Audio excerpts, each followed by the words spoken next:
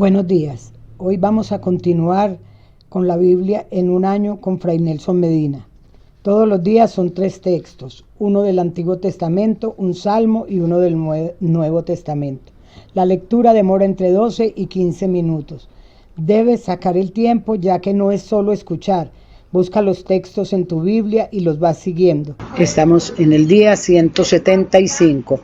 Los textos para hoy son Segunda de Reyes, capítulo 24. Proverbios capítulo 11 versículos del 1 al 15 y Segunda de Corintios capítulo 6. Disfrútenlo, los dejo en compañía de Fray Nelson Medina. Bienvenidos. Este es el día número 175.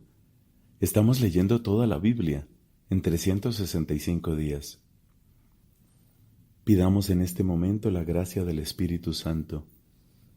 La intercesión eficaz de nuestro Señor Jesucristo opera a nuestro favor. Creemos en el don del Espíritu, el que inspiró la Escritura y el que nos puede ayudar a entenderla. Hoy tendremos textos del segundo libro de los Reyes, del libro de los Proverbios y de la segunda carta de San Pablo a los Corintios. En el nombre del Padre y del Hijo y del Espíritu Santo. Amén. Del segundo libro de los Reyes, capítulo 24. En ese tiempo, Nabucodonosor, rey de Babilonia, se puso en campaña, y Joaquim le estuvo sometido durante 3 años. Pero después cambió de actitud y se rebeló contra él. Entonces el Señor envió contra Joaquim bandas de caldeos, de arameos, de moabitas y de amonitas. Las envió contra Judá para aniquilarla, conforme a la palabra que el Señor había pronunciado por medio de sus servidores los profetas. Fue únicamente por orden del Señor que sucedió esto en Judá, para apartarla de su presencia, a causa de los pecados de Manasés, por todo lo que él hizo, y también por la sangre inocente que derramó, hasta inundar con ella a Jerusalén. El Señor no quiso perdonar. El resto de los hechos de Joaquim y todo lo que él hizo, ¿no está escrito en el libro de los anales de los reyes de Judá? Joaquim se fue a descansar con sus padres, y su hijo, Joaquín, reinó en lugar de él. El rey de Egipto no volvió a salir de su país, porque el rey de Babilonia se había apoderado de todo lo que pertenecía al rey de Egipto, desde el torrente de Egipto hasta el río Éufrates. Joaquín tenía 18 años cuando comenzó a reinar y reinó 3 meses en Jerusalén. Su madre se llamaba Nehustá, hija de Elantán, y era de Jerusalén. Él hizo lo que es malo a los ojos del Señor, tal como lo había hecho su padre. En aquel tiempo los servidores de Nabucodonosor, rey de Babilonia, subieron contra Jerusalén y la ciudad quedó sitiada. Nabucodonosor, rey de Babilonia, llegó a la ciudad mientras sus servidores la sitiaban, y Joaquín, rey de Judá, se rindió al rey de Babilonia junto con su madre, sus servidores, sus príncipes y sus eunucos. El rey de Babilonia los tomó prisioneros en el año 8 de su reinado. Luego retiró de allí todos los tesoros de la casa del Señor y los tesoros de la casa del rey, y rompió todos los objetos que Salomón, rey de Judá, había hecho para la casa del Señor, como lo había anunciado el Señor. Deportó a todo Jerusalén, a todos los jefes y a toda la gente rica, 10,000 deportados, además de todos los herreros y cerrajeros. Solo quedó la gente más pobre del país. Deportó a Joaquín a Babilonia, y también llevó deportados de Jerusalén a Babilonia a la madre y a las mujeres del rey, a sus eunucos y a los grandes del país. A todos los guerreros, en número de 7,000, a los herreros y cerrajeros, en número de 1,000, todos aptos para la guerra, el rey de Babilonia los llevó deportados a su país. El rey de Babilonia designó rey, en lugar de Joaquín, a su hijo Matanías, a quien le cambió el nombre por el de Sedecías. Sedecías tenía 21 años cuando comenzó a reinar, y reinó 11 años en Jerusalén. Su madre se llamaba Hamutal, hija de Jeremías, y era de Libná. Él hizo lo que es malo a los ojos del Señor, tal como lo había hecho Joaquín. Esto sucedió en Jerusalén y en Judá a causa de la ira del Señor, hasta que al fin él los arrojó lejos de su presencia. Sedecías se rebeló contra el rey de Babilonia. El 9º año del reinado de Sedecías, el día 10 del 10º mes, Nabucodonosor, rey de Babilonia, llegó con todo su ejército contra Jerusalén. Acampó frente a la ciudad y la cercaron con una empalizada. La ciudad estuvo bajo el asedio hasta el año 11 del rey Sedecías. En el 4º mes, el día 9 del mes, mientras apretaba el hambre en la ciudad y no había más pan para la gente del país, se abrió una brecha en la ciudad.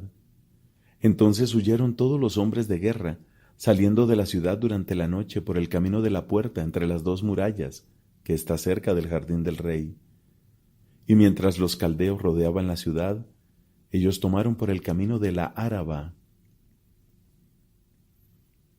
Las tropas de los caldeos persiguieron al rey y lo alcanzaron en las estepas de Jericó, donde se desbandó todo su ejército. Los caldeos capturaron al rey y lo hicieron subir hasta Riblá ante el rey de Babilonia, y éste dictó sentencia contra él. Los hijos de Sedecías fueron degollados ante sus propios ojos. A Sedecías le sacó los ojos, lo ató con una doble cadena de bronce y lo llevó a Babilonia. El día 7 del 5º mes, era el 19º año de Nabucodonosor, rey de Babilonia, Nebuzaradán, comandante de la guardia que prestaba servicio ante el rey de Babilonia, entró en Jerusalén. Incendió la casa del Señor, la casa del rey y todas las casas de Jerusalén, y prendió fuego a todas las casas de los nobles. Después el ejército de los caldeos que estaba con el comandante de la guardia derribó las murallas que rodeaban a Jerusalén. Nebuzaradán, el comandante de la guardia, deportó a toda la población que había quedado en la ciudad, a los desertores que se habían pasado al rey de Babilonia y al resto de los artesanos, pero dejó una parte de la gente pobre del país como viñadores y cultivadores. Además, los caldeos hicieron pedazos las columnas de bronce de la casa del Señor, las bases y el mar de bronce que estaban en la casa del Señor, y se llevaron el bronce a Babilonia. Tomaron también las ollas, las palas, los cuchillos, las fuentes y todos los objetos de bronce que servían para el culto. El comandante de la guardia tomó asimismo los pebeteros, los aspersorios y todos los objetos de oro y plata.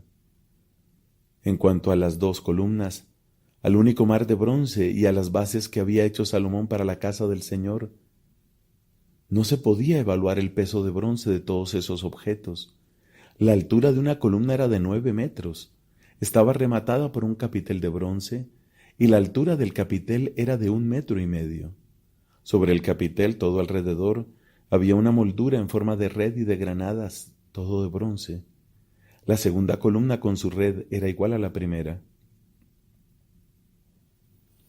El comandante de la guardia apresó a Seraías, el sumo sacerdote, a Cefanías, el segundo sacerdote, y a los 3 guardianes del umbral. En la ciudad apresó también a un eunuco que estaba al frente de los hombres de guerra, a 5 hombres del servicio personal del rey que fueron sorprendidos en la ciudad, al secretario del jefe del ejército, encargado de enrolar al pueblo del país, y a 60 hombres del pueblo que estaban dentro de la ciudad. Después de tomar los prisioneros, Nebuzaradán, comandante de la guardia, los llevó ante el rey de Babilonia a Riblá. El rey de Babilonia los mandó golpear y ejecutar en Riblá, en el país de Hamat. Así fue deportado Judá lejos de su tierra. A la población que había quedado en el país, la que había dejado Nabucodonosor, rey de Babilonia, el rey le puso como gobernador a Godolías, hijo de Ahicam, hijo de Safán.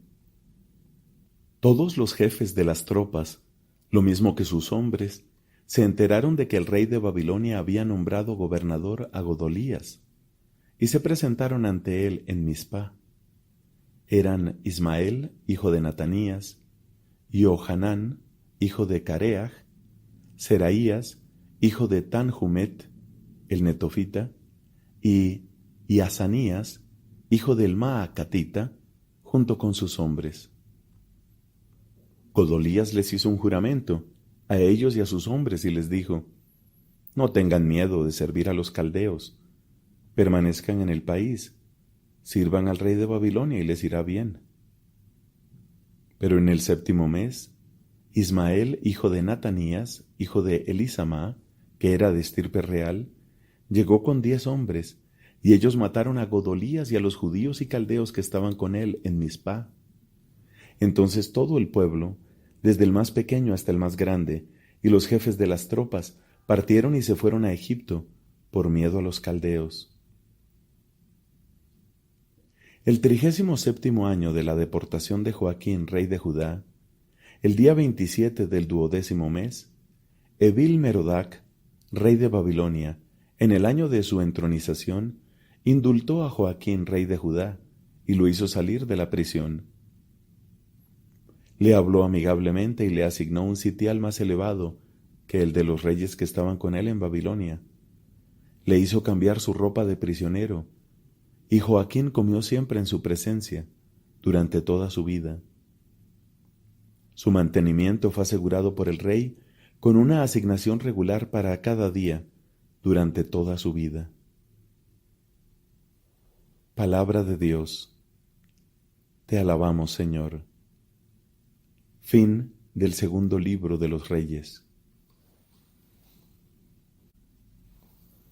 Del libro de los Proverbios, capítulo 11, versículos del 1 al 15.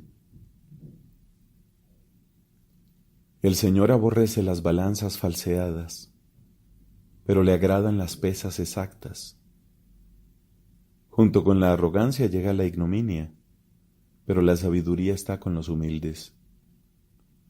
La integridad guía a los hombres rectos, pero la perversidad arruina a los traidores. La fortuna no sirve de nada en el día de la ira, pero la justicia libra de la muerte. La justicia del hombre íntegro allana su camino, pero el malvado cae por su maldad.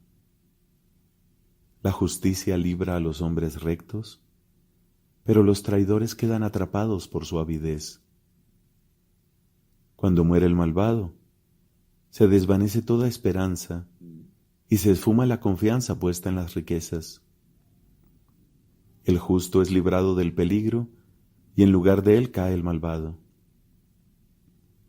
El impío arruina al prójimo con su boca, pero los justos se salvan por su experiencia. Cuando los justos son felices, se alegra la ciudad. Cuando perecen los malvados, se oyen gritos de alegría. Con la bendición de los hombres rectos se levanta una ciudad. La boca de los malvados la destruye. El que desprecia a su prójimo es un insensato, y el hombre inteligente sabe callar. El chismoso revela los secretos, pero el hombre fiel guarda la debida reserva. Por falta de gobierno un pueblo se hunde, pero se salva si hay muchos hombres de consejo. El que sale fiador de otro la pasa muy mal. El que evita las fianzas está seguro. Palabra de Dios. Te alabamos, Señor.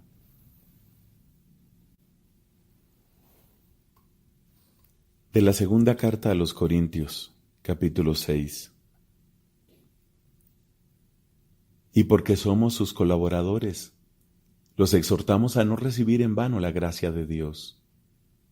Porque Él nos dice en la Escritura: en el momento favorable te escuché, y en el día de la salvación te socorrí. Este es el tiempo favorable, este es el día de la salvación. En cuanto a nosotros, No damos a nadie ninguna ocasión de escándalo para que no se desprestigie nuestro ministerio. Al contrario, siempre nos comportamos como corresponde a ministros de Dios con gran constancia, en las tribulaciones, en las adversidades, en las angustias, al soportar los golpes, en la cárcel, en las revueltas, en las fatigas, en la falta de sueño, en el hambre. Nosotros obramos con integridad, con inteligencia, con paciencia, con benignidad, con docilidad al Espíritu Santo, con un amor sincero, con la palabra de verdad, con el poder de Dios, usando las armas ofensivas y defensivas de la justicia. Sea que nos encontremos en la gloria o que estemos humillados, que gocemos de buena o de mala fama, que seamos considerados como impostores, cuando en realidad somos sinceros, como desconocidos, cuando nos conocen muy bien, como moribundos, cuando estamos llenos de vida, como castigados, aunque estamos ilesos, como tristes, aunque estamos siempre alegres, como pobres, aunque enriquecemos a muchos, como gente que no tiene nada, aunque lo poseemos todo. Les hemos hablado, Corintios, con toda franqueza y hemos abierto completamente nuestro corazón. En él hay cabida para todos ustedes. En cambio, en el de ustedes no la hay para nosotros. Yo deseo que me paguen con la misma moneda. Les hablo como a mis propios hijos. También ustedes abran su corazón. No tengan relaciones indebidas con los que no creen. Porque ¿qué tienen en común la justicia con la iniquidad o la luz con las tinieblas? ¿Qué entendimiento puede haber entre Cristo y Belial? ¿O qué unión entre el creyente y el que no cree? ¿Qué acuerdo entre el templo de Dios y los ídolos? Porque nosotros somos el templo del Dios viviente, como lo dijo el mismo Dios. Yo habitaré y caminaré en medio de ellos, seré su Dios y ellos serán mi pueblo. Por eso, salgan de en medio de esa gente y pónganse aparte, dice el Señor. No toquen nada impuro y yo los recibiré. Y seré para ustedes un padre, y ustedes serán mis hijos y mis hijas, dice el Señor Todopoderoso. Palabra de Dios, te alabamos, Señor.